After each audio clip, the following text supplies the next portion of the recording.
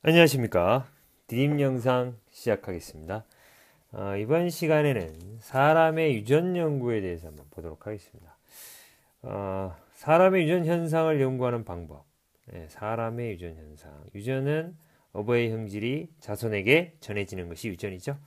그런 현상을 연구하는 방법을 알고 가계도 자료 해석을 통해 유전 현상을 설명해 주다.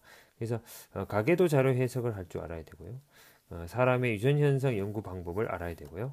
두 가지를 한번 여러분들이 아셔야 되겠습니다.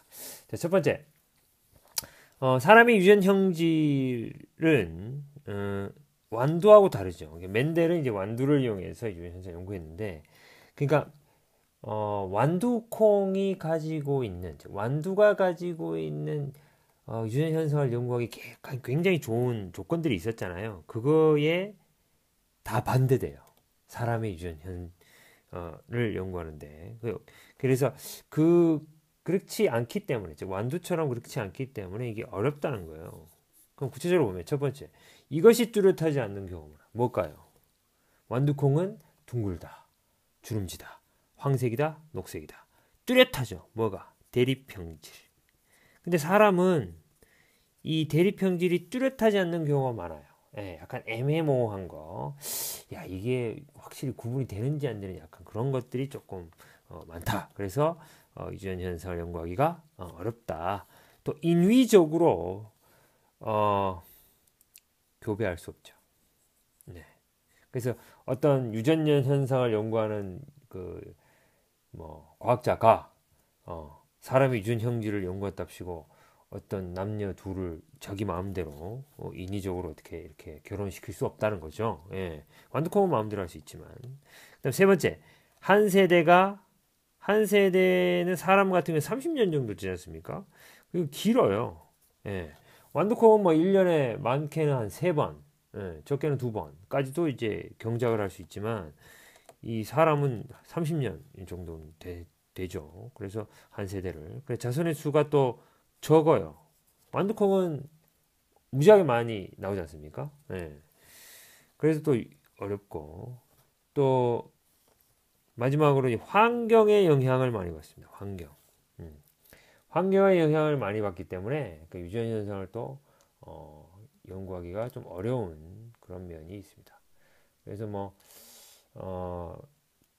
먹고 살기 힘들 때는 뭐 키가 더 클 수 있는데도 불구하고 키가 안 큰다든가 그런 또 이제 키가 좀 작게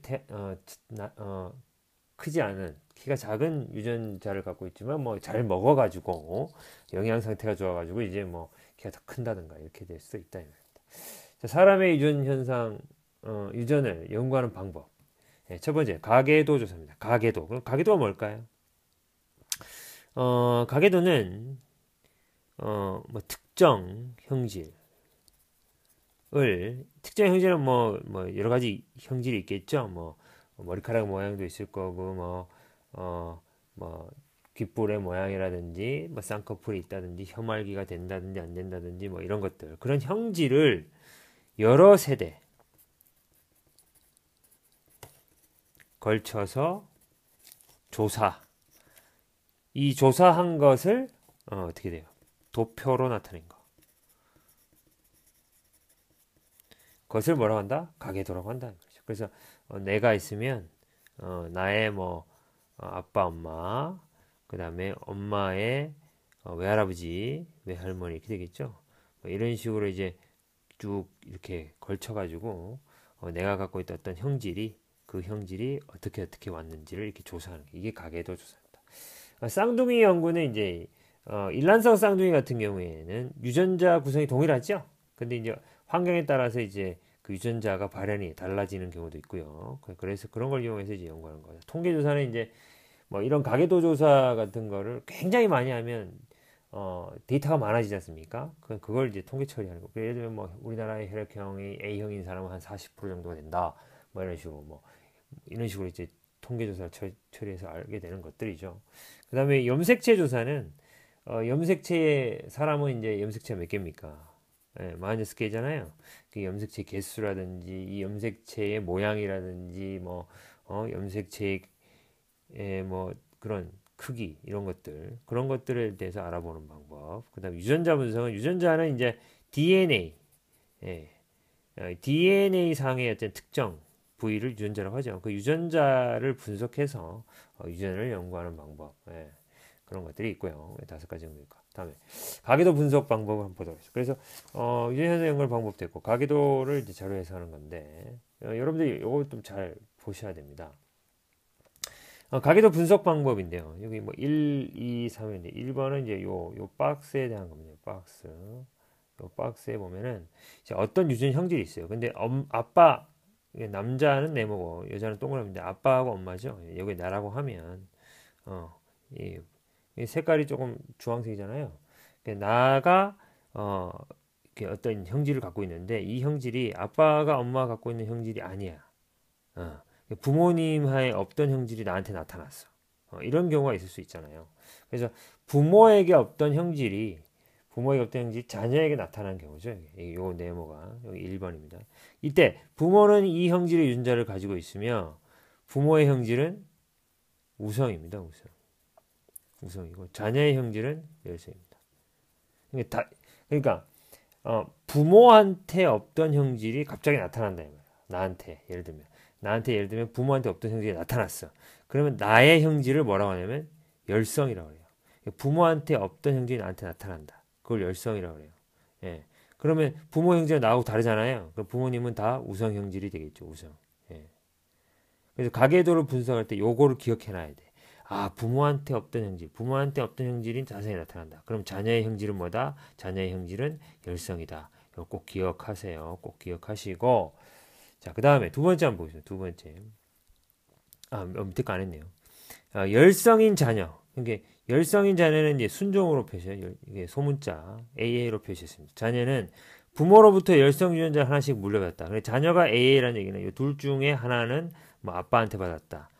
그러면 요거는 엄마한테 받은 게 되겠죠. 그래서 그러면 무슨 뜻이에요? 엄마한테 하나, 아빠한테 하나, 요 AA를 내가 열성인데 이게 AA야. 근데 요 A 하나는 누구한테 받은 거야? 아빠한테. 요 A는 엄마한테. 그러면 아빠, 엄마한테 받았다는 얘기는 아빠, 엄마도 각각 하나는 최소한 갖고 있어야 되겠지. 그런데 내가 AA로 열성 형질을 나타났다는 것은 부모님은 열성 형질이 아니잖아요. 우성 형질이잖아요. 그럼 대문자 A가 돼야 되는 거죠. 그래서 아빠는 뭐 라지 A, 스몰 A. 엄마도 라지 A, 스몰 A가 되죠. 그래서 나는 스몰 A, 스몰 A끼리 만나가지고 수정이 돼서 내가 나온 거죠. 예. 그렇게 된 거예요. 그래서 열성인 자녀는 부모로부터 열성 유전자를 하나씩 물려받았다. 그래서 우성인 부모님의 유전자는 라지 A, 스몰 A. 뭐라 그래요? 유전자 구성이 다르잖아. 그러면 잡종.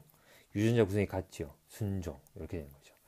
자, 두 번째 보시면 요거죠, 요거. 우성으로 이게 밀렸네요. 이게 1번, 여기 2번, 여기 3번입니다. 우성으로 나타나는데 부모도 모두 우성이다. 얘를 얘기하죠. 예. 정상. 얘가 우성인데 부모도 우성이다. 이 사람의 유전자형은 순종인지 잡종인지 확실히 알 수 없다. 이게 무슨 말이냐면 이제 부모님은 라지 A, 스몰 A잖아요. 그러면 라지 A가 이렇게 수정이 돼서 만나서 얘가 라지 A가 됐는지 아니면 아빠의 라지 A와 엄마의 스몰 A가 만나서 라지 A, 스몰 A가 됐는지 그 다음에 아빠의 스몰 A와 엄마의 라지 A가 만나서 라지 A, 스몰 A가 되는지 정상이긴 하지만 이건지 모른다는 거죠. 그 말입니다. 확실히 알 수가 없다. 그다음 세 번째 우성으로 나타나는데 얘죠. 우성으로 나타나는데 부모 중 한 명이 열성이다. 그렇죠. 내가 예를 들어 결혼해서 낳았어. 둘 다 정상 낳았어요. 자녀는 열성 유전자 한 개를 가지고 있으므로 우성인 자녀 유전자형은 라지 A, 스몰 A 잡종이다. 이게 무슨 말이냐? 이게 무슨 말이냐면 이 내가 스몰 A잖아요. 그럼 둘 중에 하나는 내 자식한테 분명히 전달해줘야 되죠. 그렇죠. 그럼 얘도 얘한테 하나 갈 거고 얘도 둘 중에 하나 갖고 있었겠죠. 근데 정상이니까 이 사람한테서 받았겠죠. 라지 A를. 그래서 이가 이렇게 돼서 둘 다 우성이 나타나는 겁니다. 자, 그래서 가계도를 분석하면 형질이 우성과 열성, 가족 구성원의 뭐를 알 수 있어요? 유전자형을 알 수 있어요. 유전자형. 기호로 나타내는. 유전자 영향을 우리가 지금 알게 됐잖아요.